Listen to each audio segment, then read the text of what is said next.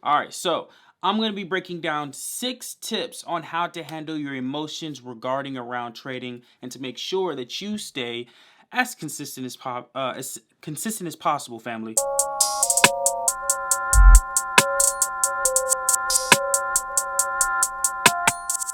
So, number 1, don't take everything personal.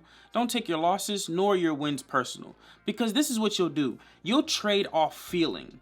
And this is what most traders do, and this is why their risk management is poor, because they'll go by, "Oh, this trade is so nice. This is a really nice setup. Let me up the lot size because I feel really confident in it." And then they lose.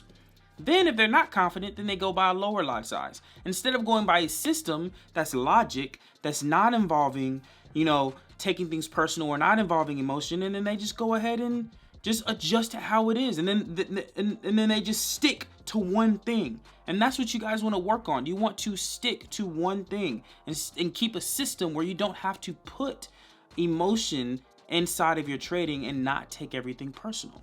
All right, tip number 2. Make sure you ask yourself quality questions, right? And I stress this to my team all the time. Make sure you ask yourself quality questions, family. Like, would I take this trade on $1 million account? That's a super crucial question.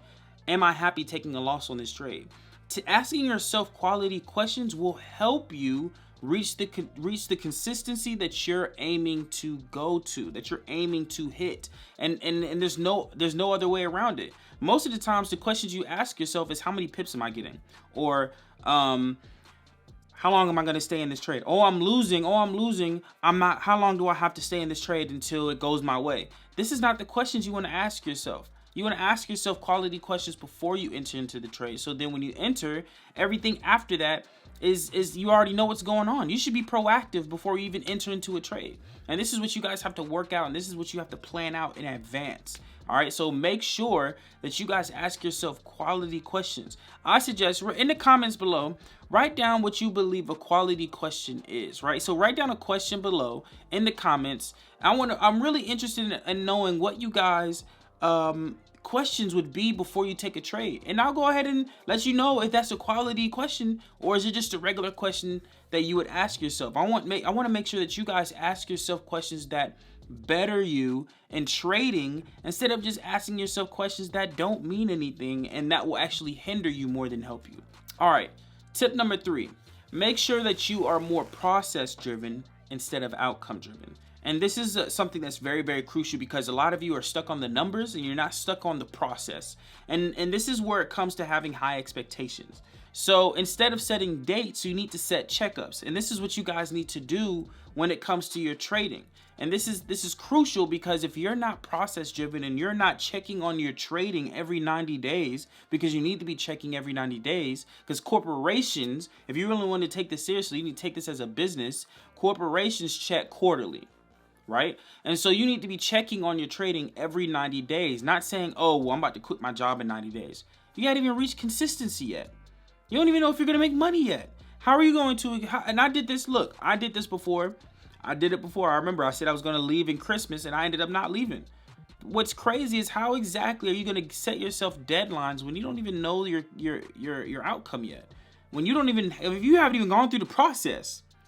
Right? You need to make sure you are more process driven than you are outcome driven. Like I said, don't set deadlines, set checkups. And this is what I need you guys to really understand. This is important for you to hit the consistency that you guys are aiming for.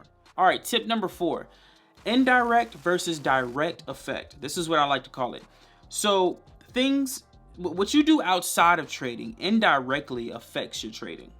Right? What you directly do involving trading affect your performance when it comes to trading. And let me expound upon this. Sleep, exercising, walking, what you do outside of, like, let's say your relationship, right? Those indirectly affect your trading, because if you're not in the right state, if you're not in the right mindset, you're not going to be in the right mindset when it comes to actually trading, and your productivity and your performance will be lower. Right? And let me be even more specific. Let's use exercise, for example. If I exercise, I feel confident. And if I feel confident, my trading feels confident.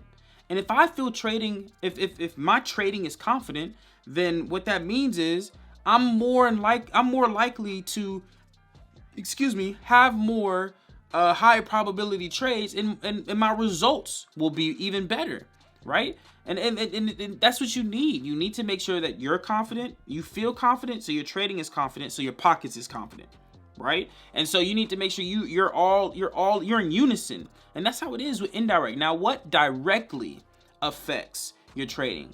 Your technicals, your psychology directly affects your trading, right? You need to make sure that you're managing your trade correctly. You need to make sure you're using the right lot size. You're using the right risk management.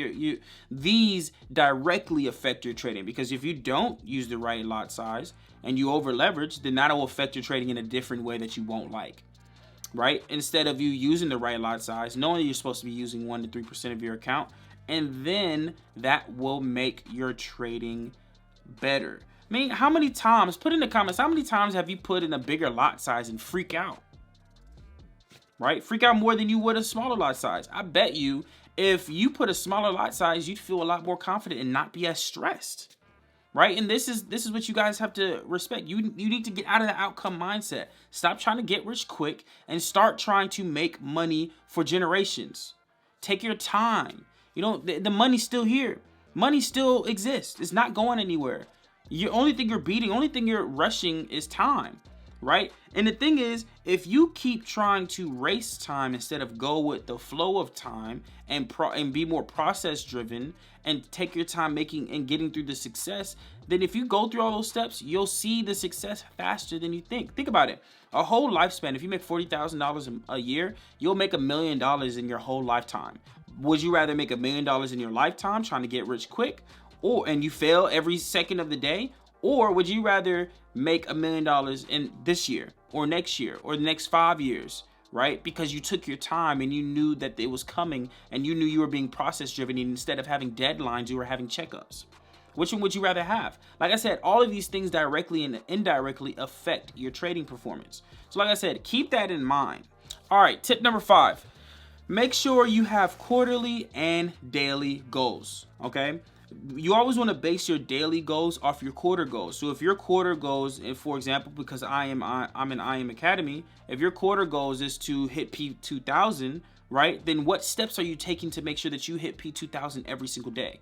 You need to make sure that you're writing those steps every single day so you can hit the success that you want, right? So like I said, make sure you do the quarter goals and the daily goals. And your quarter goals those are your dream goals. But that you need to make sure that they are also realistic as well. They're not just regular quarter goals that just go through, that you just do and oh my God, I can't reach. Like next quarter, like in the next 3 months, don't say you're going to be a billionaire. And the next 3 months say, okay, I want to make an extra $2,000 to $3,000 in my income. That's realistic.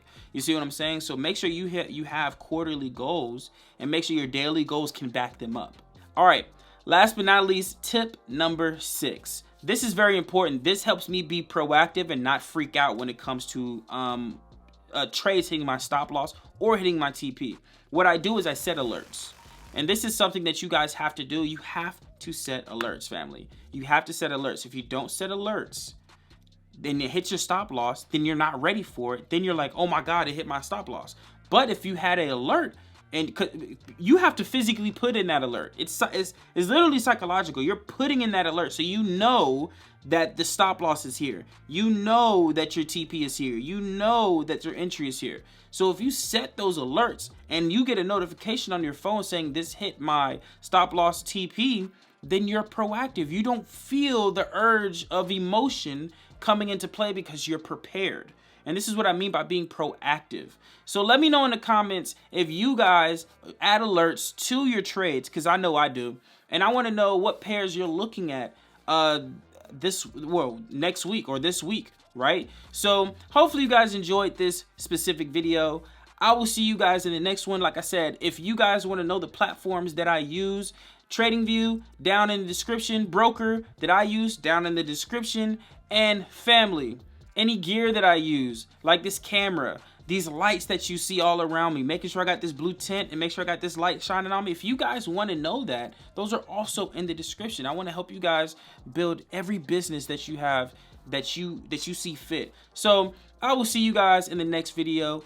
Peace out. I know I'm acting stupid, but being dumb, maybe just a little bit foolish. I feel so young.